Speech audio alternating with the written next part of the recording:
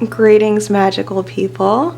I'm doing something a little bit different today, and I am actually filming a vlog, a day in the life of the writing witch, I guess. I just decided to do this because I've been watching a lot of vlogs lately that I've been really enjoying, and there's actually just a lot of things about my regular everyday witchy life that I've been wanting to share with you guys, and I guess it makes the most sense to actually do it in real time. So I'm in my PJs currently, and I'm about to start my morning routine.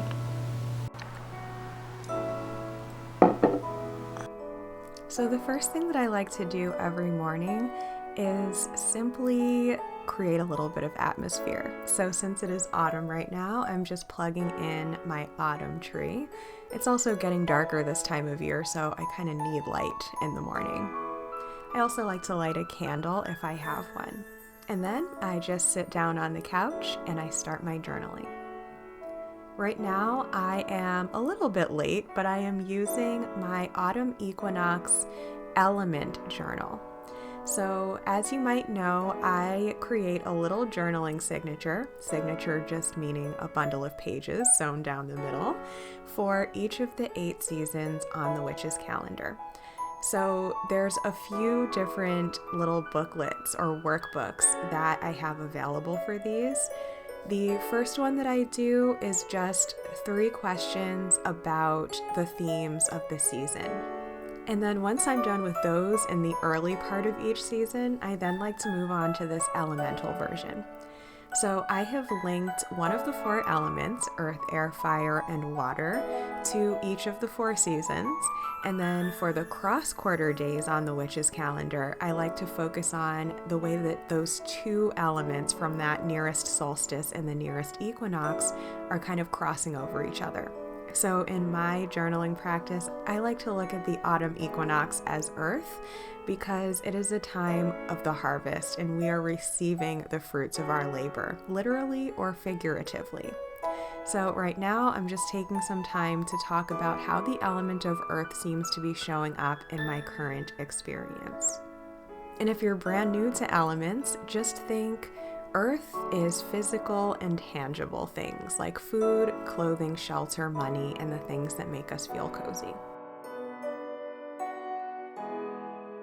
So now I'm going to be doing my makeup. Now I don't do makeup every single day because I don't get seen every single day. I do think it's very important to be clean and be wearing clothing that you like that aren't necessarily pajamas, even if you work from home, but I don't think it's necessary to be putting goop on your face if no one is going to see you. This day I am putting makeup on because I obviously am going to be filming some more YouTube content, and then I'm also going to be joining a Zoom call for my book launch. So, surprise, surprise, exciting announcement. I'm releasing a book really soon. I'm going to be doing a whole video on it really soon, but for a sneak into what it's about, it is how to use journaling techniques to manifest better results in your life. So I'm really excited for that. So this makeup look is kind of a spin on my regular everyday makeup. I do like to do really fancy makeup very rarely. I really enjoyed learning different makeup looks when I was in high school and college, but honestly, I usually just do the exact same thing every day now. So today I'm doing the same basic thing that I do every time I do my makeup, only I'm using some new products. So I'm using the same foundation and just basic face makeup that I normally wear, but for color, I'm using these really fun bits from Level Up Cosmetics. So if you haven't heard of Level Up Cosmetics, it is by the witchy YouTuber Ashera Star Goddess. We decided to do a little collab where I created a custom journal for her, and I had so much fun making it. You're actually going to get to see some of the creation process in this video, and she didn't have to, but she decided to send me a bunch of really fun makeup, and they're all really pigmented, really good quality, and even the liquid lip color, which I normally don't like liquid lip color, this is actually really good, and it stayed hydrating and it stayed on my lips pretty much all day, which is really cool.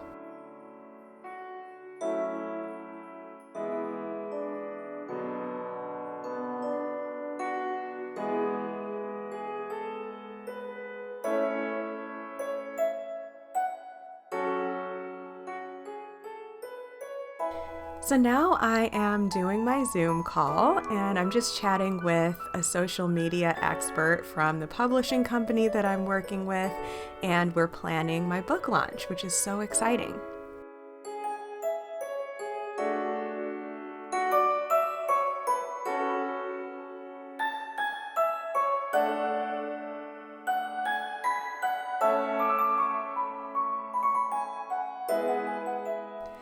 So after my call, I decided to work on Ashera's journal.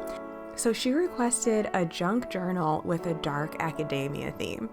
And that was so fun for me to do because I don't really know a ton about these like aesthetics that everyone is obsessed with nowadays. I usually just have my own way of calling themes and styles and stuff like that.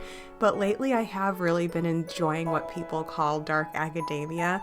It's kind of a style that I've always appreciated, but I love that it's kind of understandable and repeatable now as something that is more of a universal language for that style. Let me know, you guys, what do you think of these aesthetics that are going around in the world and on the internet now?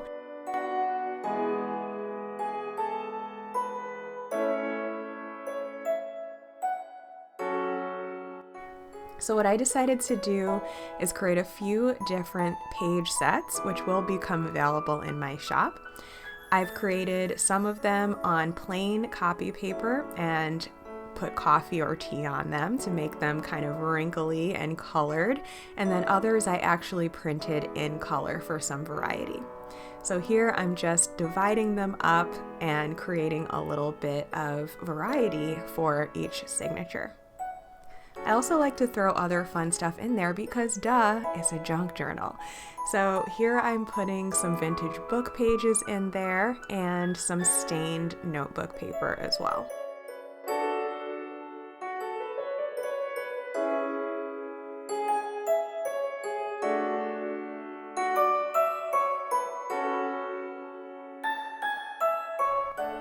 I found this really cool Prophecies of Nostradamus book at the thrift store, and I decided that was perfect for a little bit of a witchy vibe for the dark academia. Obviously, since I'm a witch and since the client is a witch, I thought it would be fun to kind of make it dark academia with a little bit of a witchy twist to it. For the illustrations, I gathered a bunch of really old vintage illustrations of just like books and coffee cups and bookshelves, and I've also included some like weird clippings from occult books and stuff like that. Kind of like imagine the forbidden section in the Hogwarts library, or like Mr. Giles from Buffy. That is kind of the vibe that I was going for here. I also like to create fold-out pages, so I like to use my sewing machine. I like to sew some of the random book pages onto the journal page layout so that they become cool little tuck spots. Now that I have all of my little bits and bobs sewn in, I'm just going to sew the journal signature together by hand. If you are interested in this process of building a junk journal yourself, I also have tutorial videos on how to create these journals.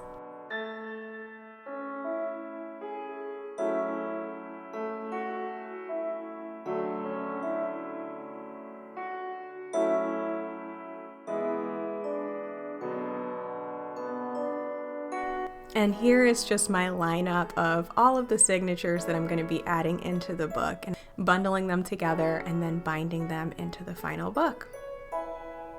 I've also created these tags and journaling cards that I'm going to be tucking into the book. So after I did a little bit of work, my partner came over and we decided to go on a little adventure.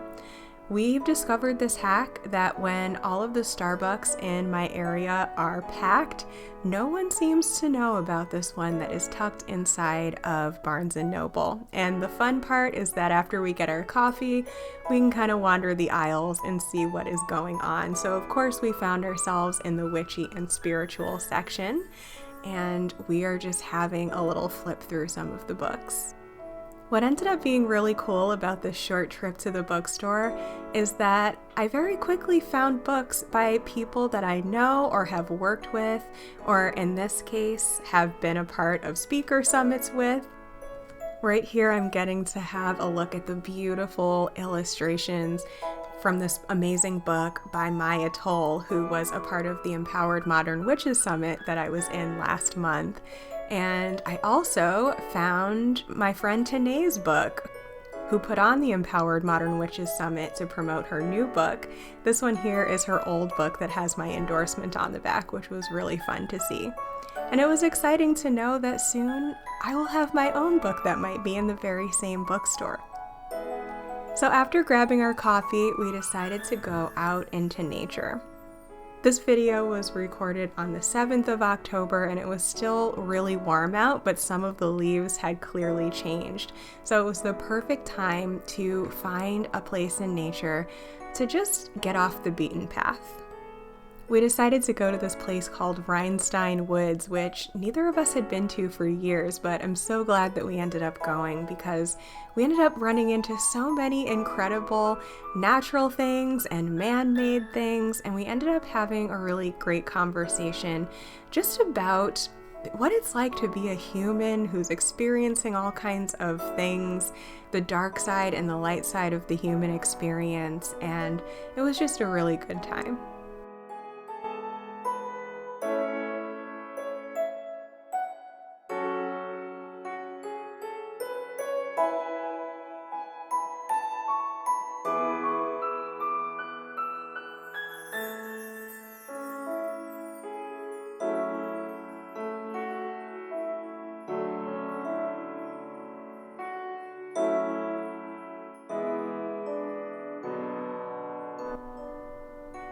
We ran into so many interesting critters in the woods, many of which were chipmunks and squirrels who had interesting things that they were packing away for the winter.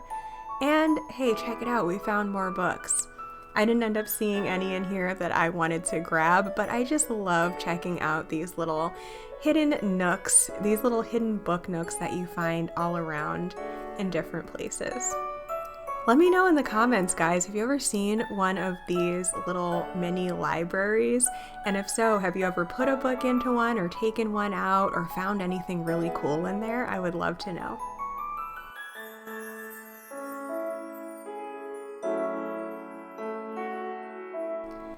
And of course, we had to look at all of the interesting mushrooms and fungi. My partner really loves learning about and identifying things like that. And we also found this weird stake. Was somebody hunting vampires in the forest? Was someone trying to make a magic wand? Like, what was going on with that? Well, we decided to grab it because I just felt like I needed to take that home. I love that we encountered all of the 4 elements in this beautiful natural environment. And you can even say that we encountered all 5 elements because the element of spirit was very much present in our togetherness and our conversation and just our experience of all of the other 4 elements. We even ran into this amazing huge hawk that flew in, swooped overhead, and landed on this tree in front of us. What do you guys think about spirit animal messages? That is one of those things that has always been so interesting to me, and anytime that I have an interesting encounter with an animal, I always like to look up multiple different people's ideas on what it might mean, and there's always something that I end up finding that has a really powerful message for me. I'm thinking I might do some journal pages on that subject really soon. Let me know if that's something you might be interested in.